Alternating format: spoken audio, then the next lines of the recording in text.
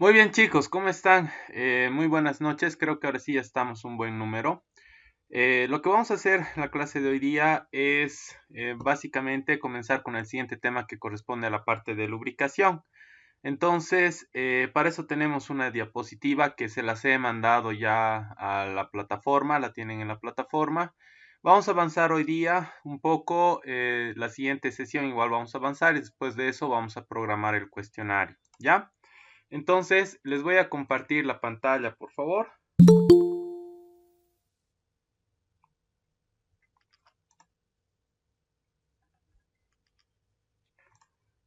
Muy bien, entonces, bueno, ahorita ya les estoy compartiendo la pantallita. Este de acá es el siguiente tema, ¿no? Corresponde a la parte de lubricación. Entonces, antes de empezar con las diapositivas, quisiera que me comenten qué conocimientos, qué conceptos tienen ustedes ya sobre lubricación.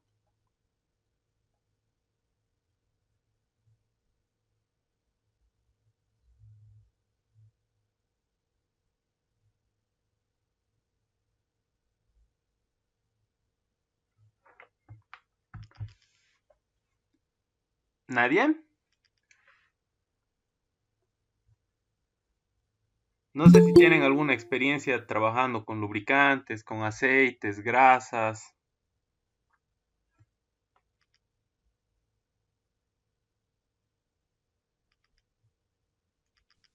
Buenas tardes, Inge.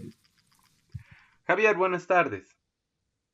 ¿Nos puedes Sí, comentar yo algo? justamente en el trabajo en el que estoy. Para empezar, cada semana que iniciamos nuevamente con el enseño de las máquinas, tenemos que realizar lo que es una limpieza y lo que es un engrasamiento, lo que son las guías, a lo que son algunos ejes que también necesitan las máquinas. Y así, o sea, más que todo es con grasa y con aceite en algunos lugares. Ya. Muy bien, muchas gracias, Javier. ¿Alguien más?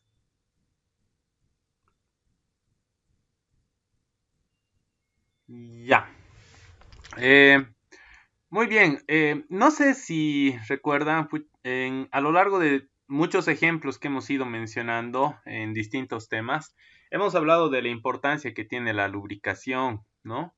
La lubricación es un elemento muy importante para alargar el tiempo de vida útil de nuestra máquina, de las piezas de nuestra máquina, ¿no? Tomando en cuenta también de que es un elemento fundamental para el trabajo, ¿no? No sé si recuerdan la anterior sesión que estábamos hablando sobre mecanismos de fallo, perdón, habíamos hablado sobre este mecanismo de fallo que se lo conoce como adhesión, ¿no? Y después de eso habíamos hablado del gripado, que tiene mucha relación, que generalmente son provocados por la falta de lubricante o un lubricante en mal estado o que tiene lubricante, pero no tiene la cantidad necesaria, ¿no es cierto? Entonces, así como la adhesión, como el tema de el gripado, muchos otros mecanismos y modos de fallo se dan debido a problemas con la lubricación, ¿ya? Esto primero que vamos a ver tiene relación con lo que es la tribología, ¿ya? La tribología básicamente es una ciencia que está enfocada, está dedicada a lo que es el análisis del lubricante, ¿no? Y cuáles son las variables que forman parte de este, así como ser, por ejemplo, el tema de la fricción, el desgaste natural que tienen las piezas móviles de las máquinas, o también puede ser piezas estacionarias. O sea, estamos hablando de piezas que están en movimiento y piezas que están estáticas, ¿ya? Uy, pensé que alguien había tocado la puerta. Entonces, no solamente eso, ¿no? Sino que también hace un análisis de la relación que existe entre estos elementos de fricción, desgaste y el tiempo de vida útil de la máquina, ¿ya? Así como les estaba comentando hace un momento, la lubricación forma parte muy importante de extender y mejorar las características del tiempo de vida útil de las piezas y obviamente también de la máquina, ¿no? Acá abajo tienen una definición bastante formal de lo que es la lubricación. Dice definición de lubricación, ¿no? Según lo que es esta ciencia, es una ciencia que corresponde a la tribología. Entonces, la definición dice lo siguiente, ¿no? La definición de lubricación es la ciencia de la reducción de la fricción mediante la aplicación de un material para mejorar la suavidad de movimiento de una superficie con respecto a otra. ¿Qué quiere decir esto? Que el lubricante de alguna manera llega a formar parte de un elemento que separa las piezas para que éstas no tengan un contacto directo. Hemos visto que cuando no existe lubricante y las piezas tienen contacto directo, generan una fricción bastante elevada que posteriormente nosotros la podemos ver como incremento de la temperatura. En el caso de piezas metálicas, el incremento de la temperatura no es bajo, es bastante alto, llegando en algunos casos hasta el punto de fusión del material. ¿Qué quiere decir esto? La aparición de microsoldaduras, ¿no es cierto? Entonces, la definición de lubricación, por eso que nos indica que es la ciencia de reducción de la fricción mediante la aplicación de un material para mejorar la suavidad del movimiento de una superficie con respecto a otra. Entonces, básicamente el lubricante está de forma intermedia, está en el centro entre una superficie y la otra, ¿ya? Por otra parte, vamos a hablar del lubricante, hay que hablar también de la procedencia, ¿no? Nosotros tenemos distintos tipos de elementos que extraemos del interior de la Tierra, así como ser el petróleo, ¿no es cierto? El petróleo es un elemento que procede, o sea, viene de una serie de años, de millones de años de degradación de restos fósiles de dinosaurios, de lo que han sido los dinosaurios, ¿no? Hay algo bastante interesante con esto del petróleo, ¿no? El petróleo es algo que se saca del interior de la tierra, ¿no? Y es por eso que tenemos la excavación, la parte de exploración de pozos de petróleo para su posterior extracción y el transporte hasta las refinerías, ¿ya? Hay algo que es bastante importante acá. El petróleo que nosotros tenemos acá en Bolivia no es el mismo petróleo que está en cualquier otra parte del mundo, ¿ya? Dentro de algunos de los elementos que forman parte de este compuesto que es el petróleo, tenemos algunos elementos que son el azufre, nitrógeno, oxígeno y existen también una gama bastante amplia de otros metales que se pueden encontrar en distintas proporciones, ¿ya? Entonces, el petróleo que nosotros tenemos acá en Bolivia no es el mismo de Brasil ni es el mismo en cualquier otra parte del mundo, ¿ya? De esta manera, y esto quisiera que entiendan, hay procesos de refinación y obviamente las empresas, cuando hablamos del proceso de refinación, en el proceso de refinación incluyen cierto tipo de pasos, procedimientos, la incorporación de algunos químicos, ¿no? Para que hagan reacción y bueno, tienen como una fórmula para posteriormente sacar los derivados del petróleo, ¿ya? Gracias a que el petróleo que nosotros tenemos acá en Bolivia, que les decía, no es el mismo que está en Brasil, los lubricantes que ya son como un producto terminado del petróleo, tampoco llegan a ser los mismos. Ustedes se preguntarían tal vez, ¿no? Especialmente por aquí el compañero tal vez que ya tiene un poco de experiencia trabajando con lubricantes, eh, hay hay una gama bastante amplia de tipos de lubricantes, marcas, industrias, ¿no? De esta manera que nosotros un mismo tipo de lubricante podemos encontrar en varias marcas y en distintos tipos de industria. Pero, ¿qué es lo que hace que nosotros seleccionemos un tipo de lubricante? Puede ser en base a las propiedades, pero bueno, ahorita no estamos hablando de las propiedades, estamos hablando de la calidad del lubricante. Entonces, algunos prefieren utilizar los lubricantes que vienen de Petrobras, otros prefieren utilizar alguna otra marca que sea europea, que sea norteamericana, ¿no? Y esto se debe a que el petróleo, así como les decía, no es el mismo. Entonces, el lubricante, el producto terminado, tampoco va a ser el mismo. Además de que los procesos de refinación no son completamente iguales en distintas partes del mundo y es por eso que tenemos distintos tipos de productos terminados referentes a esta parte de la lubricación. ¿Ya? Entonces, ¿no? Esto de los hidrocarburos, el petróleo, hemos visto que salen de lo que vendría a ser, salen de lo que vendría a ser el interior de la Tierra y del proceso de degradación de los restos fósiles de los dinosaurios, que en resumen no es el mismo en ninguna parte del mundo, ¿no? Y a eso le añadimos el tema del proceso de refinación. Lo que vamos a ver a continuación, o sea, no quiero que entiendan por completo, en qué consiste, digamos, el proceso de refinación, ¿no? Tenemos una primera etapa que se la conoce como destilación atmosférica, en la cual nosotros contamos con un horno industrial que trabaja a 350 grados centígrados. Entonces, el crudo de petróleo va a ingresar al horno y va a comenzar a disociar, ¿no? Gracias al proceso de trabajo con temperatura del horno, distintos tipos de componentes. Entre esos componentes tenemos algunos gases como ser el metano, el etano. Se saca lo que es la gasolina, se saca el queroseno y algunos otros solventes.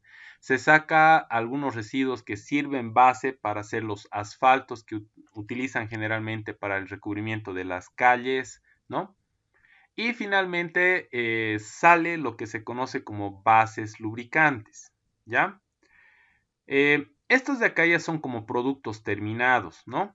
Esto de las bases lubricantes no es un producto terminado. Las bases lubricantes entran a una segunda etapa que se la conoce como destilación al vacío, en la cual nosotros también contamos con un horno industrial que trabaja a 350 grados centígrados. Entonces, de este horno salen lo que son algunos gases, ¿no? Que ya no son aprovechables, y salen otros aceites básicos, que se los conoce como aceites básicos, que son ligeros, medianos y pesados. Eso tiene que ver con el nivel de consistencia, la viscosidad que tiene el lubricante, ¿ya? Después de eso entramos a otra etapa que se la conoce como extracción por solventes. Esta parte ya es química, ¿no? Entonces se están añadiendo distintos tipos de químicos solventes para que hagan reacción con este lubricante ligero, mediano, pesado que está ingresando.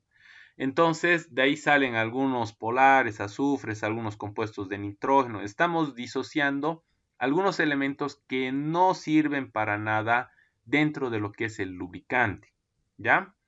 De esta etapa sale lo que se conoce como base lubricante mejorada, que entra a una siguiente etapa donde tenemos condensadores y trabajan desde menos 10 grados hasta menos 20 grados centígrados, ¿no?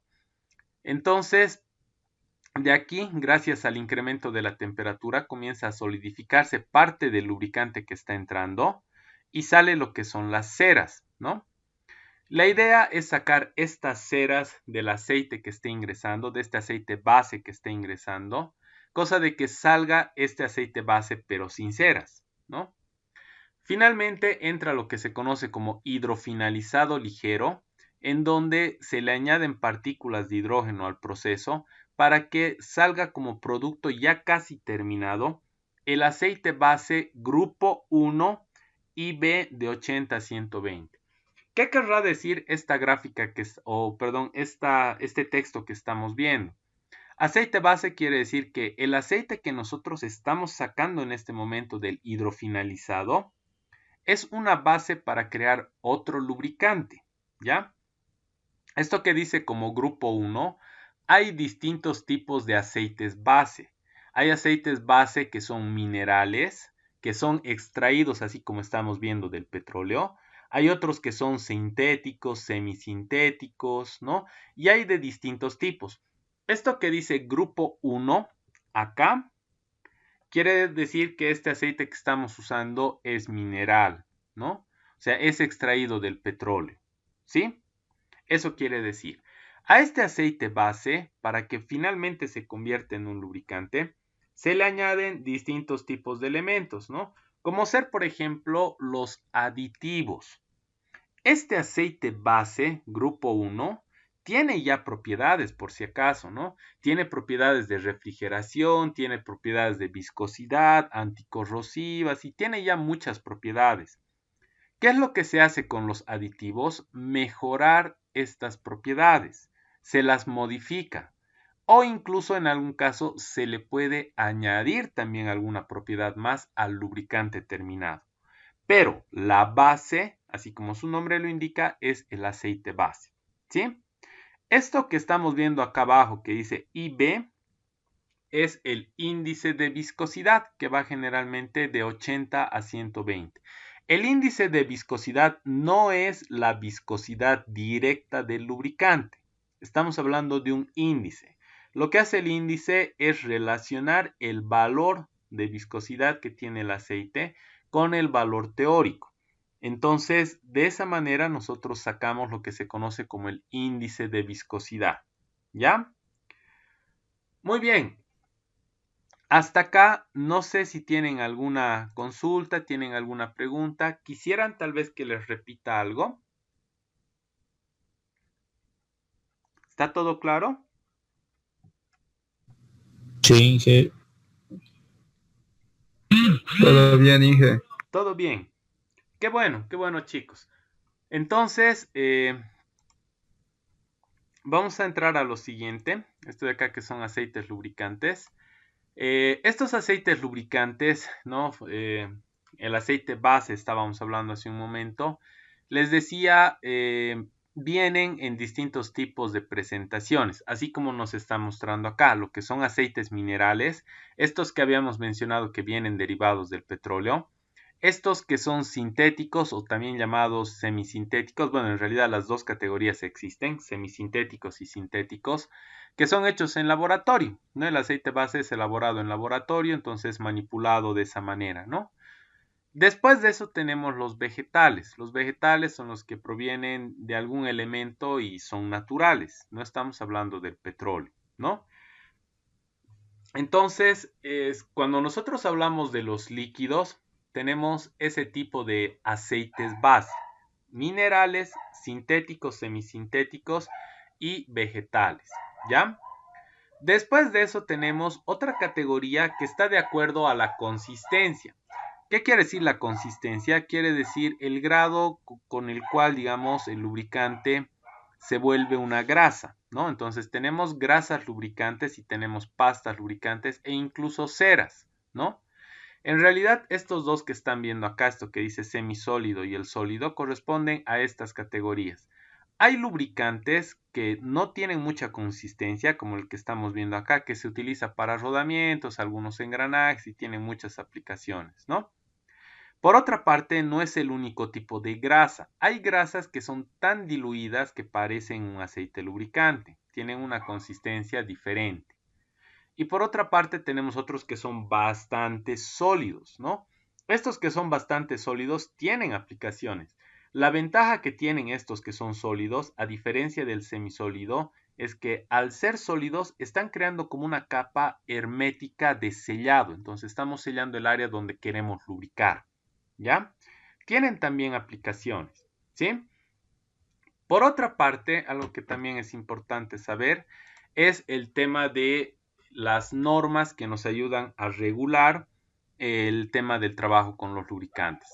Por una parte tenemos esto de la norma SAE, tenemos la norma API y tenemos la ACTM. Y hay otras tantas más, pero estas son de las más usuales, ¿ya? Esta norma SAE y la norma API nos ayudan a establecer algunas características del lubricante, ya que más adelante vamos a ver. Esto de la norma ACTM es una norma que ayuda más que todo en algunos casos al mantenimiento predictivo. Y eso es porque ayuda a establecer procedimientos de testeo del lubricante para ver en qué estado se encuentra, ¿ya? Una de las aplicaciones de la norma ACTM, por ejemplo, es en el caso de la grasa, ¿no? ¿Cómo yo puedo medir la consistencia de la grasa? Entonces, la ACTM establece procedimientos para que nosotros podamos testear y verificar el estado de la grasa, ¿sí? Entonces, tenemos por una parte la norma SAE y la norma API que nos ayudan a darle propiedades a los lubricantes y por otra parte tenemos la ACTM que es una norma que permite realizar pruebas para ver el estado en el que se encuentra ese lubricante que estamos analizando. ¿Sí? Algunas propiedades de forma general que tienen los lubricantes es uno, y bueno, esto también lo habíamos mencionado como definición, es controlar la fricción, ¿no? ¿Cómo controlamos la fricción? Separación de piezas. Después de eso, los aceites lubricantes también permiten controlar el desgaste, ¿no? Hemos mencionado, ¿no?, que el lubricante permite incrementar el tiempo de vida útil de nuestros engranajes, ¿no? Y de cualquier otro elemento con el que trabajen, por si acaso, ¿no? Por otra parte, también tienen propiedades anticorrosivas, ¿no? Dentro de las propiedades anticorrosivas hay propiedades que se las conoce como demulsificantes. ¿En qué consiste esto? Extraer o separar toda el agua que se encuentra en el sistema, porque el agua, ustedes saben que es un elemento bastante nocivo para algunas piezas, ¿no? ¿Por qué? Porque da el pie para que comience a corroerse, ¿no? Comience la corrosión en esa pieza. Por otra parte, tenemos el tema del control de la temperatura. Hemos dicho que el lubricante sirve también como refrigerante, ¿no? Entonces permite y da lugar a que las temperaturas de trabajo de la máquina, debido al funcionamiento, no sean muy elevadas, ¿no? No sean muy elevadas. Tenemos otra aplicación acá que es de transmisión de potencia y eso nosotros lo podemos ver a través de actuadores, electroválvulas, bombas de aceite, sistemas hidráulicos, ¿no? A través de lo que son los sistemas hidráulicos. Después de eso tenemos el tema del control de la contaminación. Tenemos el control de la contaminación. Esto del control de la contaminación lo que hace es el lubricante trata de diluir las partículas de suciedad que están dentro del sistema, que están dentro de la máquina trabajando. Y hemos visto que esto es importante debido a que si nosotros no hacemos esto, estas piezas posteriormente, o estas partículas mejor dicho, posteriormente pueden provocar que en las piezas existan rayaduras y aparezca cualquier tipo de mecanismo de fallo, ¿sí? Entonces, tienen también propiedades que son para control de la contaminación.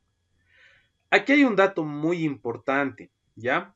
Todas estas propiedades que yo les he mencionado son como municiones en una pistola, ¿ya?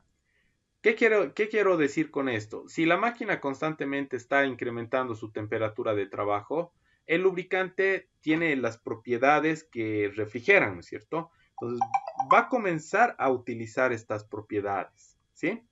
Va a comenzar a utilizar estas propiedades y como resultado vamos a tener que, si hemos dicho que esto es una pistola, estamos comenzando a disparar las balas de la pistola.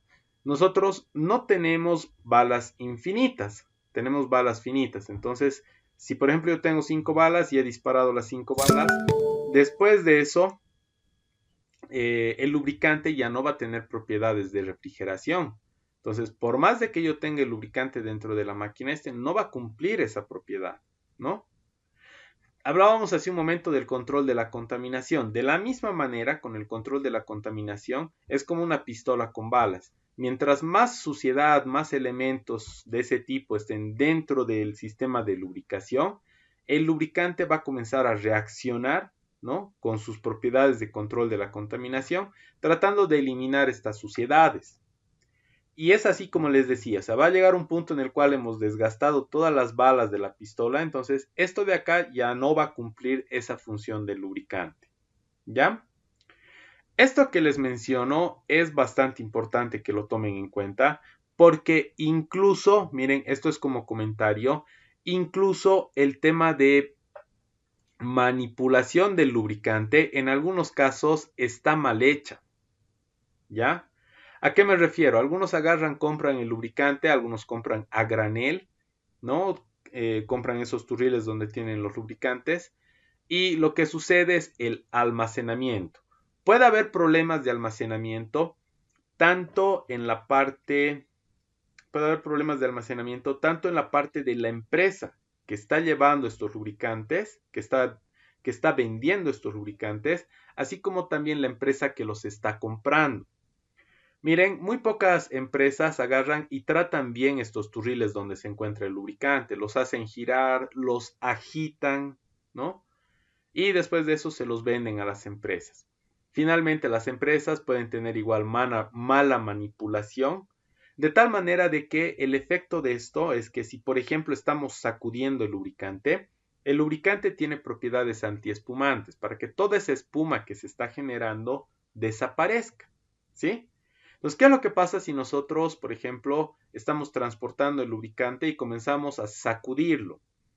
El aditivo que tiene la propiedad antiespumante del lubricante va a llegar a un estado de ya estar en uso. ¿Qué quiere decir esto?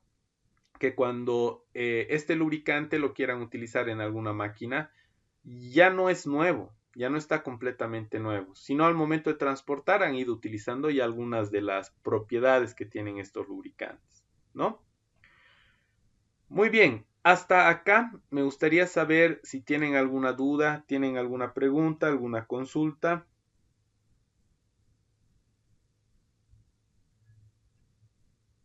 Inge, una consulta.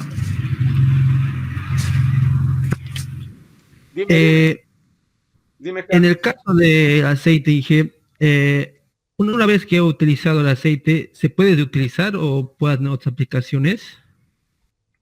¿Cómo qué aplicaciones, Carlos?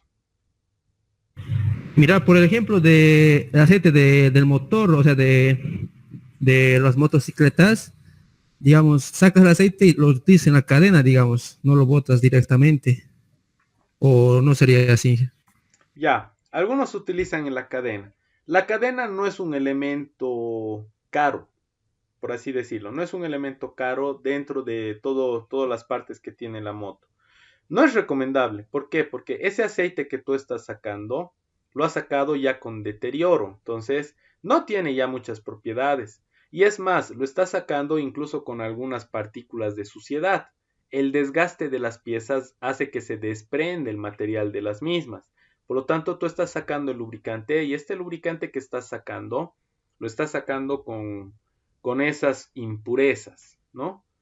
En el caso de la cadena, no hay tanto problema porque la cadena es algo bastante barato dependiendo de la moto, pero no se recomienda, por más de que sea la cadena, hay distintos sistemas de lubricación para las cadenas, por goteo, a presión, chorro a presión y así sucesivamente.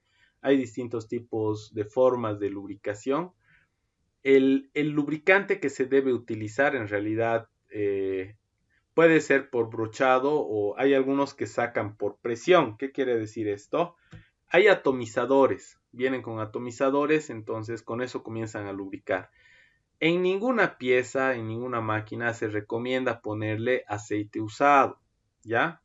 No es recomendable. ¿Por qué? Porque lastimosamente estas impurezas que tenía la otra máquina donde tenías el aceite ahí, eh, van a llegar y pueden traer más problemas de los que tú estás pensando. Entonces, no es bueno reutilizar. Y peor todavía, porque en realidad el lubricante para las cadenas tampoco es tan costoso. O sea, hay desde 50 bolivianos que te dura bastante tiempo. Te puede llegar a durar incluso más que el tiempo de vida útil de la cadena misma. No recomiendo bajo ninguna circunstancia, por más de que la aplicación sea pequeña, reutilizar el lubricante. ¿Sí? Salvo que sea para algún trabajo pequeño, aflojar alguna pieza, nada serio, ¿no? En el caso de la cadena, no se olviden, la cadena está con el piñón, que es con el piñón, con la catalina. Entonces, si no le damos una buena lubricación, podríamos llegar a lastimar también todo el sistema de transmisión. ¿Sí? ¿Alguien más que tenga alguna duda, tenga alguna pregunta, alguna consulta?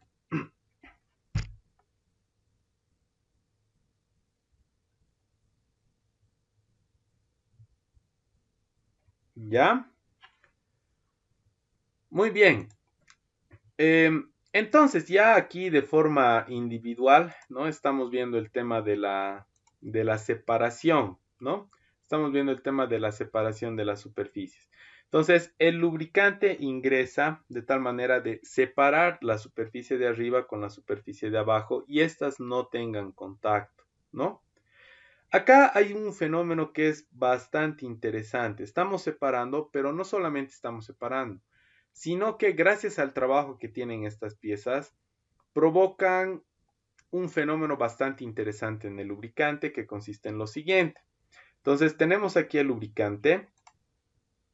Vamos a analizar solamente este sector, ¿no? ¿Y qué es lo que va a suceder?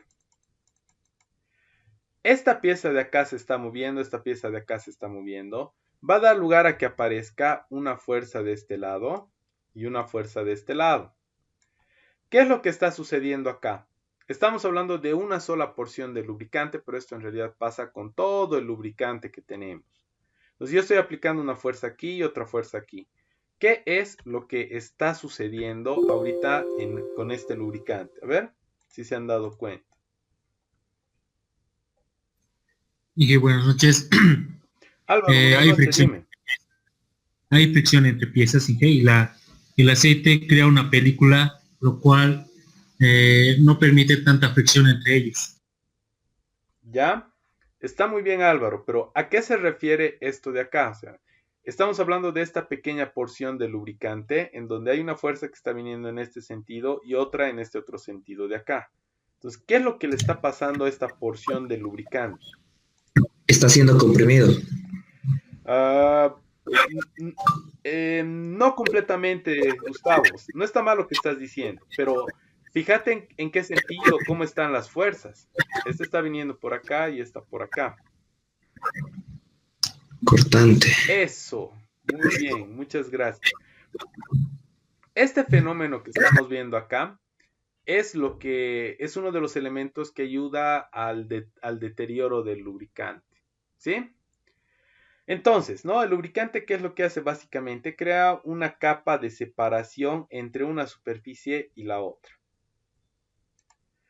Tenemos por otra parte lo que es el control de la fricción. El control de la fricción es muy importante porque cuando tenemos piezas en movimiento, así como habíamos mencionado, hemos indicado de que es inevitable de que la temperatura comience a crecer, ¿no es cierto? La temperatura crezca. Entonces, es importante que el lubricante pueda controlar esto, ¿no? Que es muy propio de las máquinas en movimiento, las máquinas rotacionales, ¿sí? Entonces, es importante tomar en cuenta esto de la parte de los lubricantes. Después tenemos la parte de la corrosión, que bueno, es algo que más o menos habíamos explicado hace un momento. Tenemos la parte de la temperatura, ¿no? Tenemos el tema de el control de la contaminación, ¿sí? Y finalmente tenemos esta parte que es ya de circuitos hidráulicos, ¿no? Los circuitos hidráulicos trabajan internamente con lubricante. Y esto es una ventaja porque las características de compresibilidad del lubricante, son diferentes a la de, por ejemplo, en este caso, el fluido que es el aire comprimido. Es diferente. Y es lo que le da sus propiedades también. La compresibilidad del aceite lubricante es diferente, es completamente diferente, ¿no? Entonces, un segundito, por favor. Ya. Entonces, esto les da también una marcada diferencia entre lo que es el aceite lubricante y el aire comprimido, que tiene que ver con la parte de aplicación de fuerzas, velocidades y todo aquello, ¿no? Entonces, es otra aplicación. Acá estamos viendo los distintos tipos de aceite, ¿no? Lo que habíamos hablado hace un momento, como el aceite base mineral, el aceite base sintético, también hay semisintético, y el aceite base vegetal, ¿ya? ¿Cómo nosotros reconocemos? Miren, ahorita estamos viendo estos frasquitos con el aceite base, ¿ya? Tenemos el aceite base, el grupo 1, tenemos el grupo 2 y el aceite sintético conocido como PAO, ¿ya? Lo que estamos viendo acá como el grupo 1, si ustedes recuerdan, les había dicho, no, estos se van a fijar. Tenemos acá el aceite base que sale de todo el proceso de refinación, que es grupo 1. Entonces, el grupo 1 había correspondido a lo que son los aceites base minerales, ¿no? Los aceites base minerales. Entonces, el color que tenemos de estos aceites base minerales es así como estamos viendo acá, es más o menos amarillo, ¿no? Y el color va variando en función de los aditivos que se le vayan aumentando, ¿ya? El aceite semisintético que estamos viendo acá y el sintético que estamos viendo acá, como están pudiendo notar tal vez, estos son transparentes, ¿no? Son transparentes. Entonces, esa también es una diferencia de lo que son los aceites minerales, ¿ya? Esto que estamos viendo en este momento es lo que se conoce como el área de blending. ¿Qué quiere decir esto de blending? Quiere decir mezclado, es el área de mezclado. Entonces tenemos por una parte acá una tolva, un silo que nos está suministrando el aceite mineral, el aceite base mineral, o puede ser el aceite base sintético o el aceite base vegetal. Nos está dando el aceite base, ¿no? Tenemos un motor y es como una especie de licuadora. Tiene acá un eje, tiene sus paletas. Esto está girando y al momento de girar está mezclando. Finalmente, acá tenemos los distintos tipos de aditivos, ¿no? ¿Qué habíamos dicho de los aditivos? Los aditivos son estos elementos que permiten aumentar propiedades o mejorar las propiedades que ya tiene el aceite, ¿sí? Entonces, en esta área que les decía que es el blending, se comienza a mezclar lo que es el aceite base con los distintos tipos de aditivos. Muy bien, hasta acá me gustaría saber si tienen alguna duda, alguna consulta, alguna pregunta.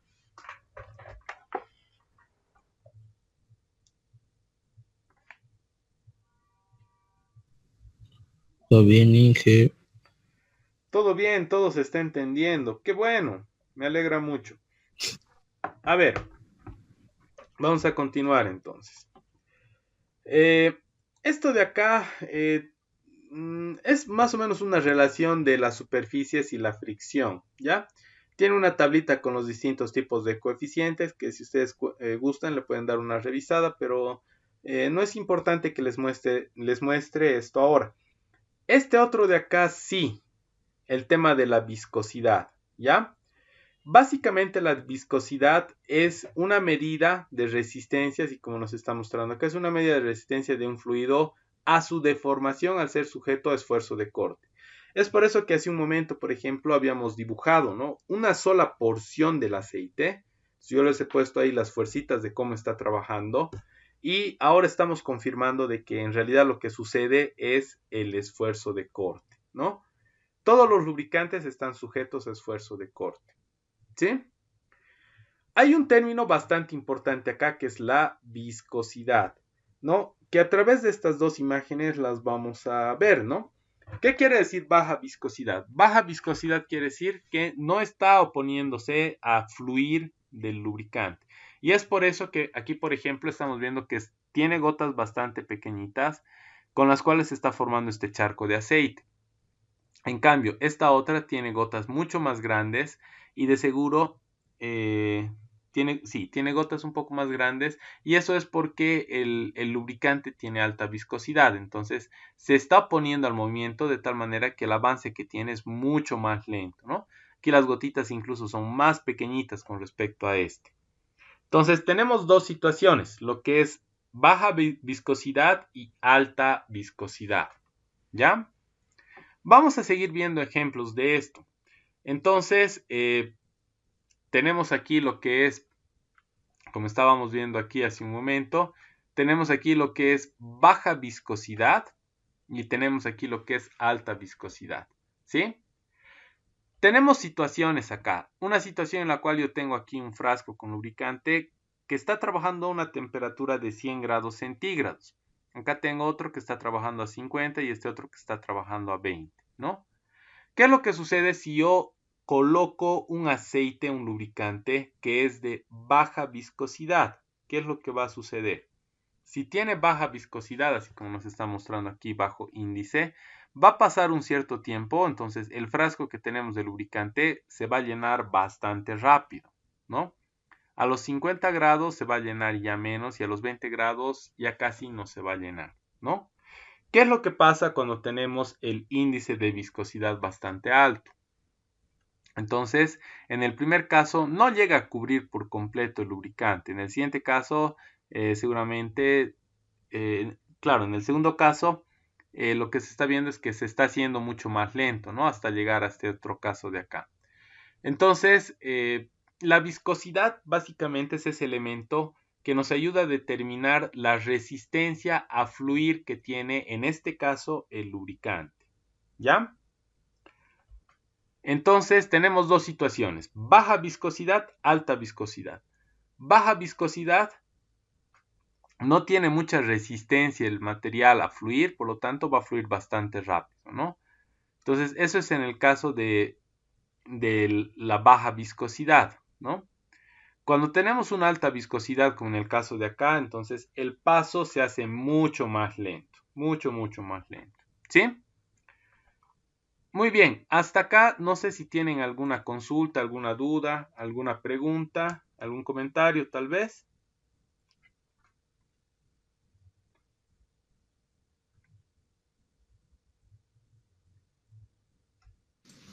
Inge, perdón, no es respecto al tema, sino que la tarea lo puede habilitar hoy día más, porfa, Inge, Ah, ya, de de la Chicago. tarea vamos a hablar antes de terminar la clase. No te preocupes, Alba, vamos a coordinar, ¿ya? Ya, gracias. ¿Alguien tiene alguna pregunta sobre esto?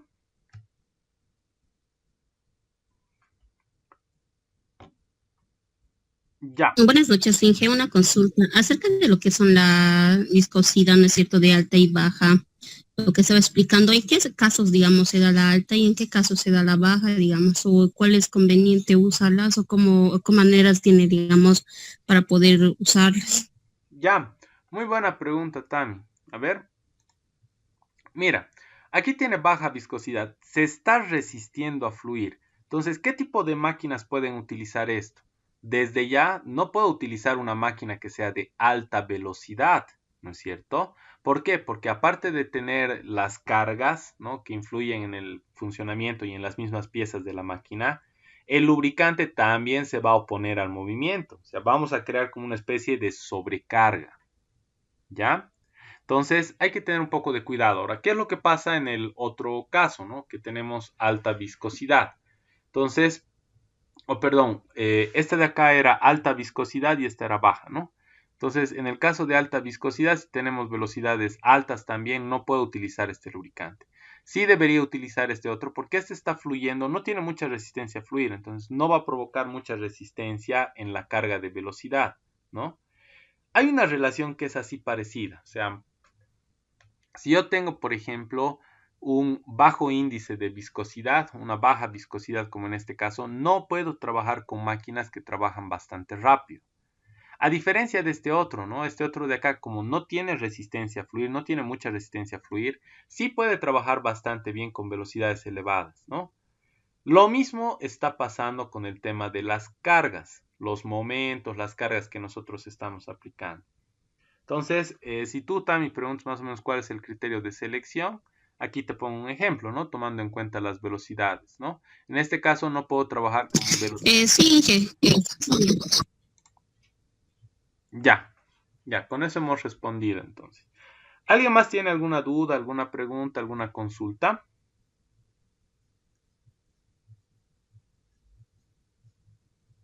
Ya. Después de esto viene la parte de, hay que ver las unidades que maneja el lubricante, vamos a ver algunas gráficas y bueno, prácticamente esto de acá lo vamos a terminar la siguiente sesión, ¿ya? Volviendo al tema de la práctica, la tarea. Esta última tarea que es el análisis de modos de fallos y efectos, el diagrama de Ishikawa, ya no es para el primer parcial, es para el segundo, ¿no? Como les había comentado, es para el segundo parcial. Entonces, aquí viene la pregunta: ¿cuándo desean entregar ustedes esta práctica, este trabajo? ¿Hasta cuándo plantean?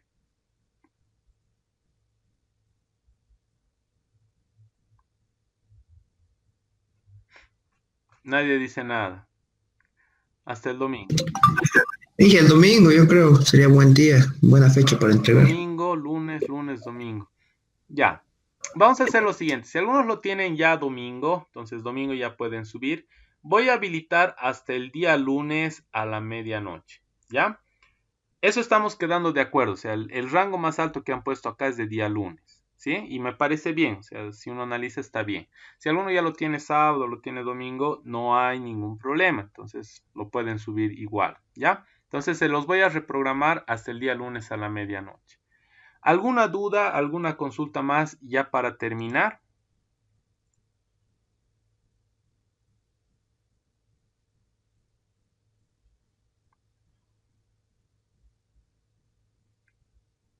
Ya, no hay más consultas entonces. Dije, el cuestionario de lubricante va a ser todavía la siguiente semana, ¿no? Sí, tenemos que terminar de avanzar. Sí, sí, Gustavo. Ya, Inge, gracias. ¿Ya? Muy bien, chicos, entonces quedamos hasta acá. Les mando un saludo bastante grande, espero se encuentren todos bien y nos vemos la siguiente semana. Un saludo grande, chicos. Hasta luego, Inge. Gracias. Chao, chao, Inge.